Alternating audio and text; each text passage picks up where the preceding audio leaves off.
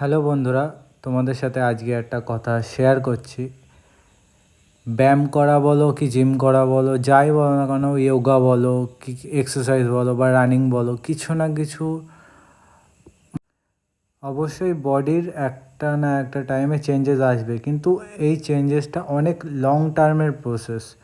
আমি ব্যায়াম করি, অনেক দিন ধরেই করি, বাট সেরকম ডায়েট আমি নিতে পারি না।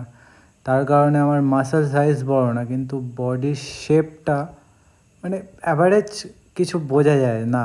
ব্যায়াম করে খালি গায়ে হলে বোঝা যায়। তো সেই অনুযায়ী আমি তোমাকে একটাই সাজেস্ট করব, সবাইকে সাজেস্ট করব যে অবশ্যই ব্যায়াম করা উচিত।